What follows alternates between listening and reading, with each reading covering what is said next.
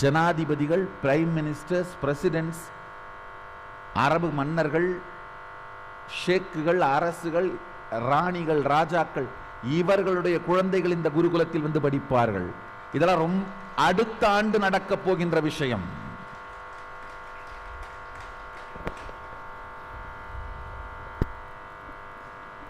ஏன்னா பணம் வச்சிருக்கிறது, கார் வச்சிருக்கிறது,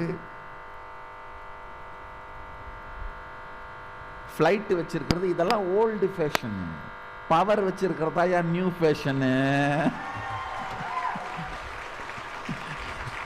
இதெல்லாம் நித்யானந்தா வர்றதுக்கு முன்னாடி ஃபேஷனு, 1978க்கு முன்னாடி. இப்ப லேட்டஸ்ட் ஃபேஷன் என்ன? பவர் இருக்கா?